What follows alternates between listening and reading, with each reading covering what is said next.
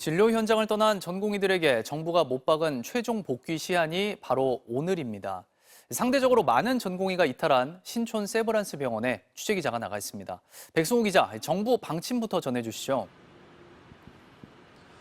네, 오늘로 제시한 최종 복귀 시한을 앞두고 정부는 돌아오지 않는 전공의들에 대해 처벌 가능성을 거듭 경고했습니다.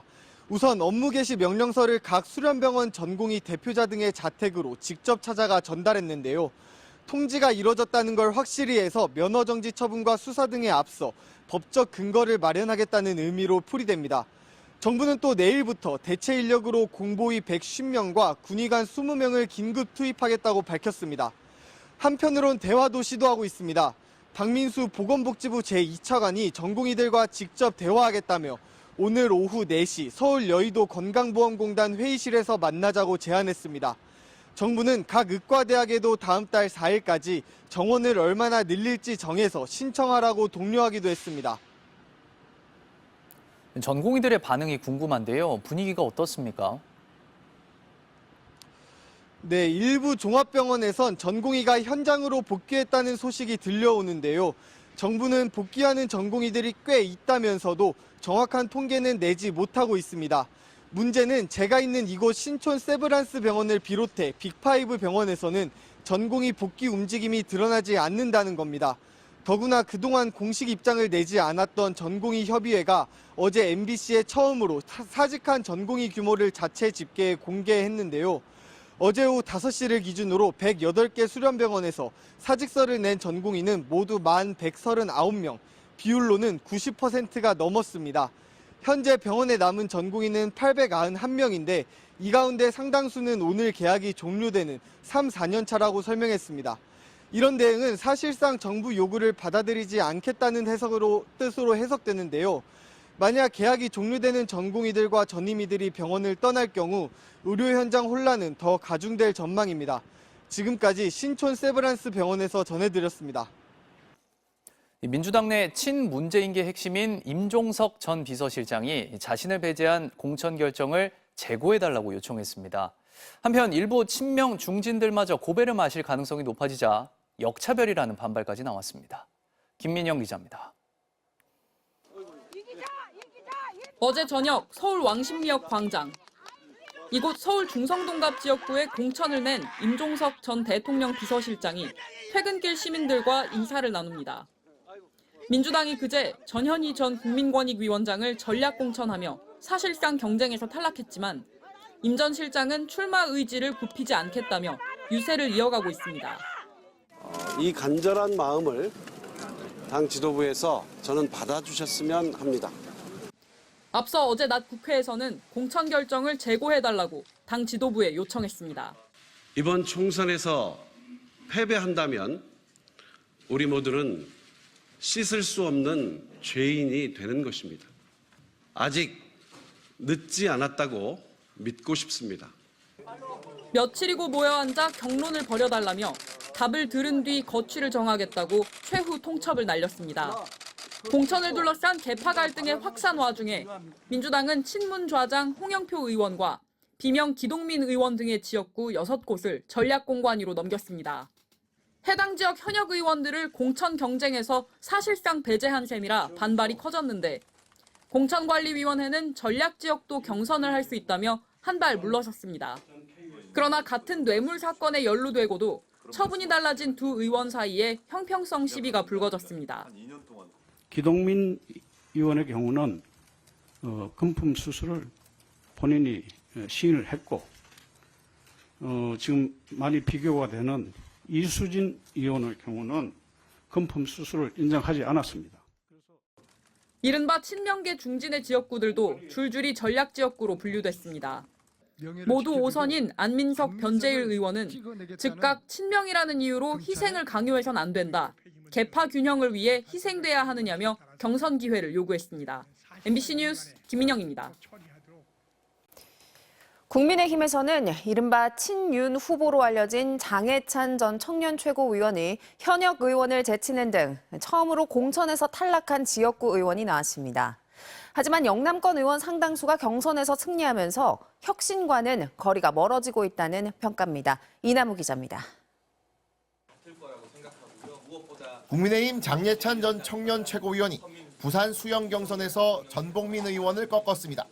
부산 연제에서도 김희정 전 의원이 이주환 의원을, 대구 달서 병해선 권영진 전 대구시장이 김용판 의원을 꺾으면서 여당에서 처음으로 지역구 의원들이 탈락했습니다.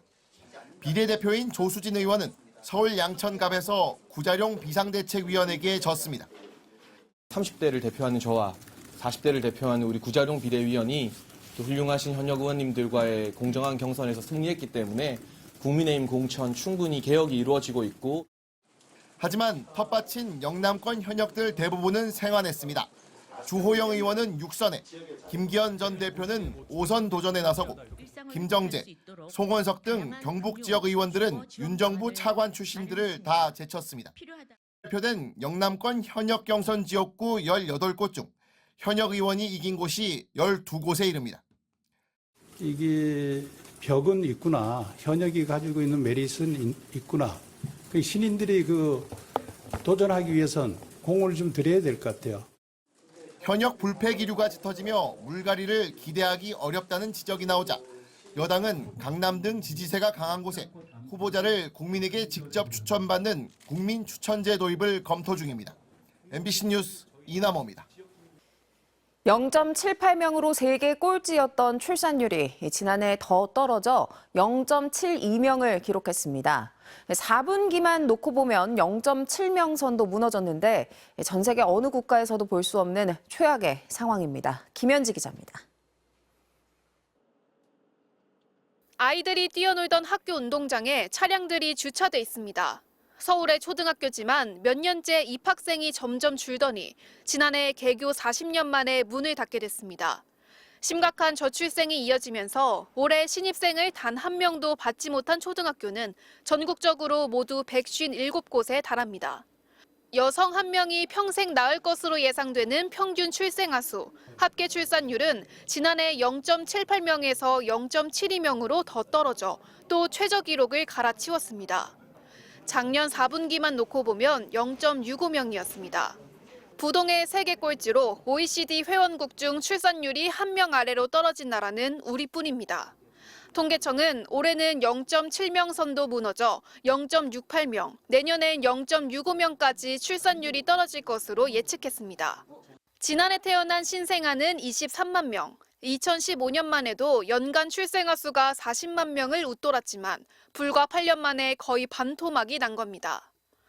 출생자보다 사망자가 많아지면서 국내 인구는 12만 명 이상 자연 감소했습니다. 2020년 이후 연속 감소입니다. 사망보다 출생이 많은 곳은 세종시뿐이지만 그런 세종시도 출산율은 1이 안 됩니다. 첫 아이를 낳는 평균 산모 연령은 33살, 산모 3명 중 1명은 35살 이상이었습니다. 고령 산모가 이제 늘어난다는 거는 혼인 연령이 늦춰지는 거하고 관련이 깊죠. 청년들이 괜찮은 일자리를 갖는 것이 이제 쉽지 않기 때문에 미루게 되고 결혼도 늦게 하게 되고. 이런 상황이 계속되면 50년 뒤 우리나라 인구수는 3,600만 명으로 줄고 전 인구의 절반이 63살 이상인 심각한 노인 국가가 됩니다. MBC 뉴스 김현지입니다. 미국 미시간주에서 열린 대선 후보 예비선거에서 민주당에서 바이든 대통령, 공화당은 트럼프 전 대통령이 승리했습니다. 결과는 예상대로지만 자세히 뜯어보면 두 후보의 약점도 드러났습니다. 워싱턴에서 김수진 특파원입니다. 미시간주 경선 결과는 예상대로였습니다. 민주당 예비선거에서 바이든 대통령은 95% 개표가 완료된 상황에서 81.1%의 득표율로 승리했고, 공화당 예비선거에서는 트럼프 전 대통령이 68.2%의 지지율로 승리했습니다. 손쉬운 승리였지만 두 전현직 대통령의 약점도 그대로 드러났습니다. 특히 민주당 경선에서는 지지 후보 없음의 기표에 바이든 대통령에 대한 반대를 표시한 유권자가 10만 명이 넘어 13.3%를 기록했습니다. 가자 전쟁에서 이스라엘을 지원하는 바이든에 대해 무슬림 유권자뿐 아니라 젊은 층 상당수가 반대 의사를 표명한 겁니다.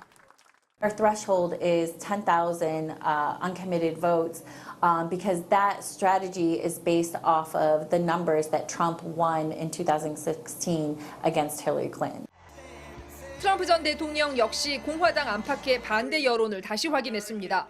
지금 같은 기세라면 3월 중에는 공화당의 최종 후보로 등극하는데 문제가 없어 보이지만 헤일리 전 대사가 39.5%를 득표했던 사우스캐롤라이나에 이어 미시간주에서도 26.6%를 얻어 반 트럼프 표심도 여전했습니다.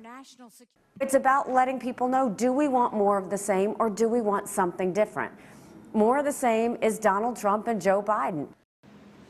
미국 언론들은 트럼프가 헤일리를 지지하는 유권자를 흡수하지 못한다면 11월 대선에서 바이든 대통령을 꺾고 백악관에 복귀하기가 쉽지 않을 것으로 분석하고 있습니다. 워싱턴에서 MBC 뉴스 김수진입니다.